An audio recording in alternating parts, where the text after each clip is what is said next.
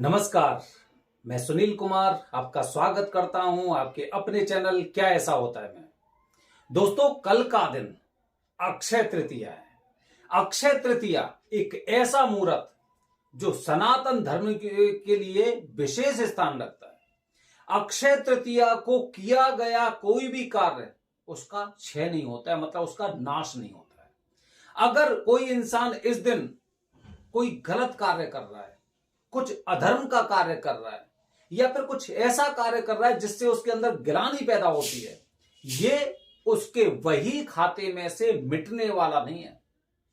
चित्रगुप्त आज सभी लोगों का वही खाता खोल कर रखने वाले हैं कि कौन इंसान कैसा कर्म कर रहा है। और आज के दिन विशेष दिन पर अगर आप कुछ गलत कर रहे हैं तो उसका दुष्प्रभाव आपको केवल इसी योनि में नहीं बल्कि हो सकता है आने वाली योनि में भी आपको भुगतना पड़ेगा निश्चित रूप से। और इसका दुष्प्रभाव आपकी संतान पर, आपके परिवार पर भी पड़ता है। इसी तरह से दोस्तों, इस दिन अगर कुछ आप अच्छे कार्य कर रहे हैं तो निश्चित रूप से, क्योंकि चित्रगुप्त तो आपका वही खाता एकदम लेके तैयार बैठे हुए हैं, अगर इस दिन कोई भी आप अच्छा कार्य कर रहे हैं, दान कर रहे हैं, धर्म कर रहे हैं, जप कर रहे हैं, तप कर रहे हैं, हवन कर रहे हैं, पूजा कर रहे हैं, अनुष्ठान कर रहे हैं या फिर किसी भी तरह की पूजा कर रहे हैं, तो ये आपके वही खाते में एकदम लिख गया कि इस दिन इस प्राणी ने, इस गोत्र के इंसान ने ऐसा अच्छा कार्य किया था, जिसका फल आपके परिवार को भी प्राप्त होगा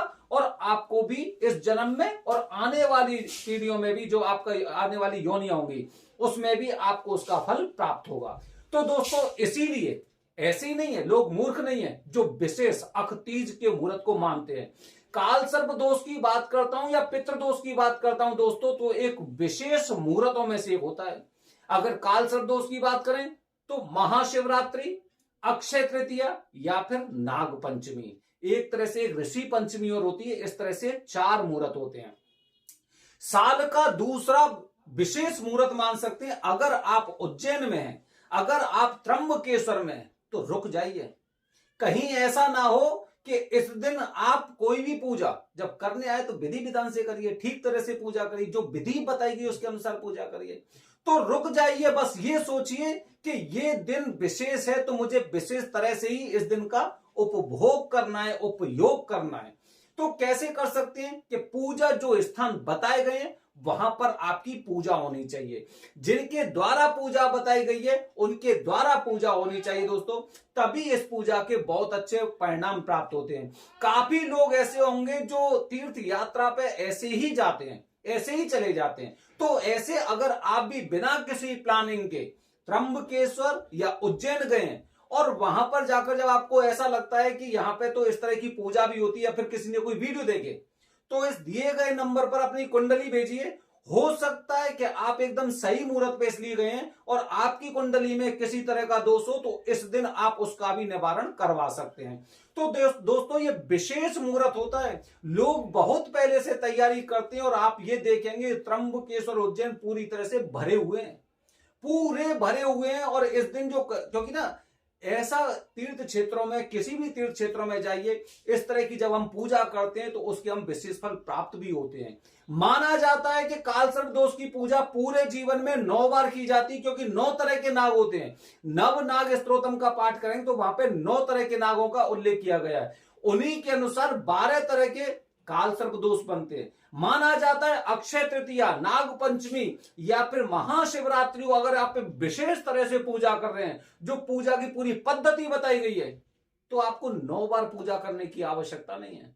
फिर आप ये मानिए कि आपने एक ही बार में ऐसा गहरा प्रभाव दिखाया जिसकी वजह से काल सर्प दोष आपके जीवन में कभी भी रोड़े नहीं लटकाएगा।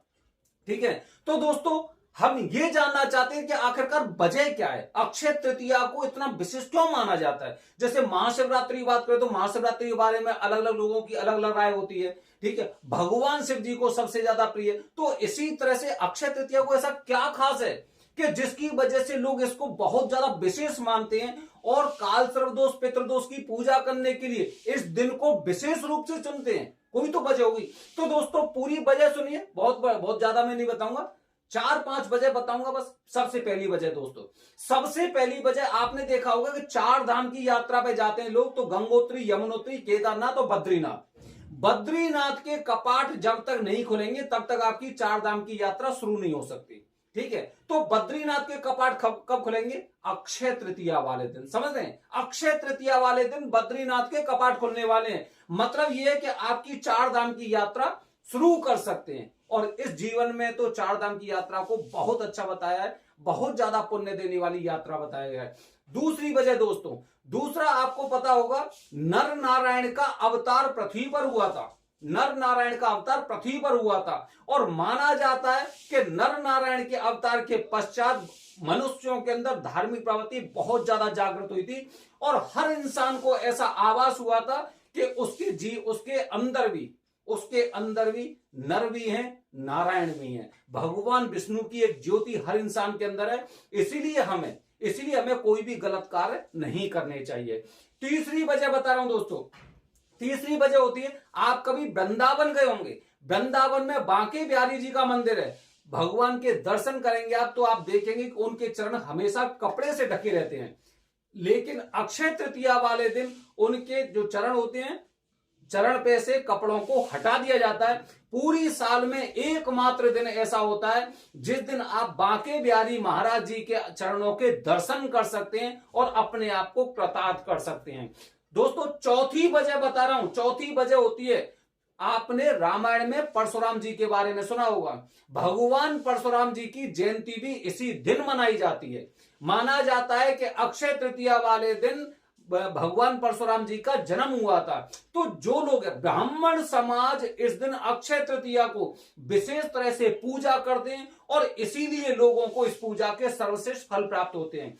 दोस्तों इसीलिए कुंडली में अगर आपके में काल सर्प दोष है और इस दिन आप पूजा करने वाले हैं तो निश्चित रूप से मानिए कि आपके ऊपर से काल सर्प दोष का प्रभाव इसलिए भी खत्म होने वाला है क्योंकि भगवान परशुराम की जयंती वाले दिन एक ब्राह्मण के द्वारा, वरदानी पंडित जी द्वारा आप ऐसे क्षेत्र में पूजा कर रहे हैं। तो दोस्तों ये वजह होती है। आने वाली वीडियो में बता रहा हूं दोस्तों, त्र्यंबकेश्वर में जो ताम्रपत्रधारी पंडित जी हैं, बहुत से लोग गूगल पे सर्च करते हैं ना ताम्रपत्रधारी पंडित जी, मुझे इन्हीं से पूजा करानी चाहिए। इनके बारे में काला सच आपको बताने जा रहा हूं, काला सच। बने रहिए हमारे चैनल के साथ दोस्तों। हर हर महादेव, हरिओम।